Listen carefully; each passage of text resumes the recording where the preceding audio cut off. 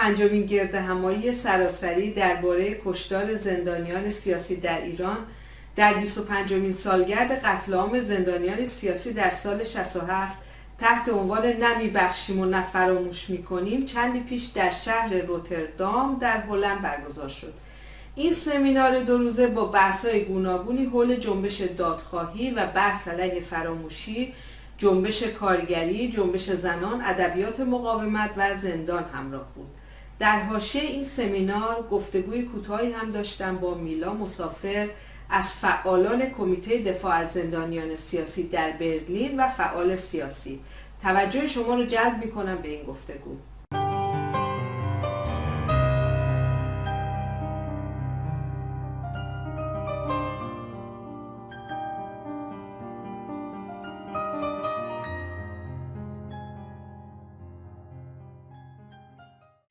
میلای عزیز، جنبش دادخواهی در ایران رو چطور می‌بینید؟ مرسی از فرصتی که در اختیار من قرار دادید. من جنبش دادخواهی رو جنبش در واقع وسیعی می‌بینم که داره ابعاد مختلفی جنایت و کشتار، اعدام و حذف فیزیکی فعالین سیاسی جنبش‌های مختلف از جمله جنبش کمونیستی ایران، جنبش دانشجویی، جنبش زنان، جنبش کارگری و از مسئله خلق‌ها، سرکوب‌ها از ابتدای به قدرت رسیدن جمهوری اسلامی وجود داره و دادخواهی طبعاً دارای بخش‌های مختلف خواهد بود. اما اگر در مورد متمرکز کنم خودم رو روی دادخواهی در واقع آزادی خواهان و کمونیست ها، نیروهای چپ و انقلابی که برای آرمان‌های انسانی از دهه 60 در واقع در زندان ها بودن، در عود و دسته و در گروه‌های 100 نفری اعدام شدند و در تابستان 67 که طبق موازین حقوق بین‌المللی به عنوان جنایت علیه بشریت خوانده میشه، یعنی کسانی رو در واقع به جوخه‌های اعدام سپردن که دوران محکومیتشون تموم شده بوده و دارای حکم بودن، یعنی بر اساس نه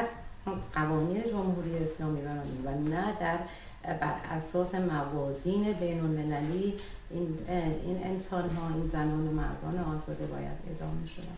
ولی اینه که حالا جنبش دادخواهی در کجا قرار گرفته، از جنبش دادخواهی رو کیا در واقع چجوری باید پیش برد، این در واقع دغدغه فکری همه کسانیه که خودشون رو در جنبش دادخواهی صحیح می‌بینن. این در درجه اول از خانواده ایداد باختگان اون سال و از خانواده های خاوران های ایران، که این فقط خانواده خاوران و خانواده کسانی که در گورستان خاوران، در گلزار خاوران آرمیدن نیست. من فکر کنم یه بخش رو این خانواده ها در داخل در واقع با رنج فراوان، با به قیمت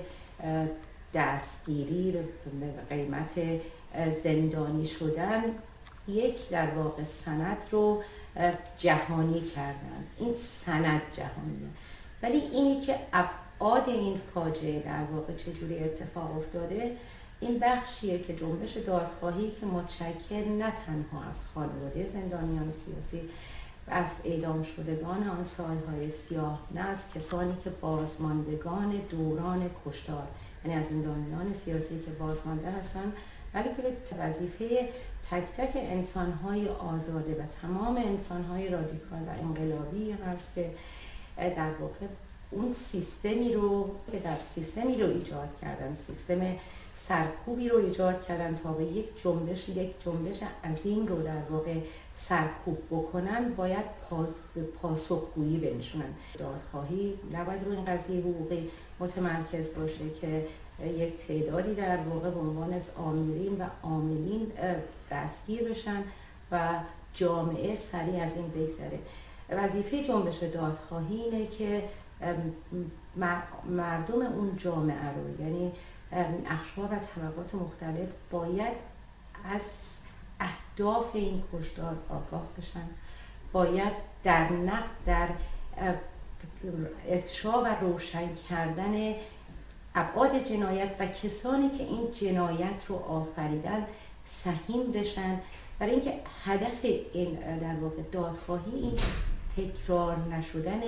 این جنایت هست و اینه که جامعه برای یک بار با مسئله شکنجه، زندان و اعدام تعیین تکلیف بکنه، ولی برای همیشه این سیستم سرکوب که یک ابزاریه که جوامع طبقاتی برای سرکوب در واقع مخالفین سیاسیشون، برای دشمنان طبقاتیشون استفاده میکنن، این برای همیشه از بین بره. من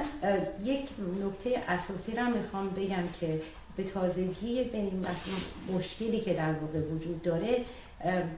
اخیراً یک تریبونال بین‌المللی به عنوان یک دادگاه نمادین مردمی برگزار شد. من نمیخوام وارد این در واقع بحث و یا انتقادی بشم که این در خدمت چه اهدافی بود، از کجا تمثیل مالی شد، ولی من در یک جمله اگه بخوام بگم، این دادگاه نمادین در واقع کاریکاتوری بود از اون دادگاه مردمی که باید اون سیستم رو،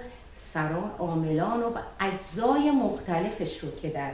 سراسر در واقع ایران ایجادش کردن سهیم بودن، که این رو یک کاریکاتوری از یه دادگاه مردمی ایجاد شد و به نظر من این قضیه اصلا دلسردی و ناامیدی ایجاد میکنه. من اگر فقط از این جنبش وارد بشم، اینه که بدون حضور جامعه این ذهنیت رو در درون جنبش دادخواهی ایجاد میکنه که دادخواهی انجام شده، ولی ما اگر از تجارب کشورهای دیگه استفاده بکنیم، از تجارب مثلا آرژانتین، کشورهای آمریکای لاتین، میبینیم در اونجا انقلابی صورت نگرفت، در اونجا دولت‌های انتقالی آمدن و عدالت انتقالی رو ایجاد کردن، ولی پروسه بسیار دراز مدته. یعنی اگر اون جنبش دادخواهی که متشکل از مادران، متشکل از نیروهای چپ، از فعالین جنبش‌های اجتماعی مختلف، از هنرمندان، از روزنامه‌نگاران که خودشون رو درگیر این قضیه کردن، تونستن با مسئله در واقع آرمان‌های اون نسل و با مسئله کسانی که اون جنایت رو آفریدن وارد در واقع مسئله دادخواهی رو در دراز مدت به پیش برن. من امیدوارم که برای ما در واقع توازن نیروهای طبقاتی طوری باشه که دادخواهی ما مثل جاهای دیگه به دراز مدت نکشه، ولی ما باید یعنی در واقع روی این قضیه هم حساب بکنیم که درگیر شدن جامعه، من از این نظر میگم که همه افراد جامعه باید در واقع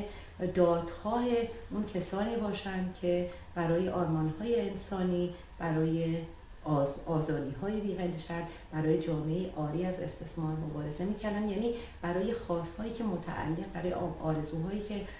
متعلق به مردم اون جامعه هست. فکر می‌کنی با بودن جمهوری اسلامی دادخواهی جانباختگان اصلاً امکان پذیر هست؟ سوال خیلی مهمیه. من واقعاً یعنی مشکل باید بهش برخورد می‌کردم. به نظر من دادخواهی از بعد از سرنگونی نظام جمهوری اسلامی اصلاً میسر میشه. یعنی دادخواهی رو شما در زمانی که دیکتاتوری در سر کار هست نمیتونید انجام بدید. در هیچ تجربه تاریخی شما تجربه کشورهای آمریکای لاتین که بزرگترین در واقع قوی‌ترین جنبش‌های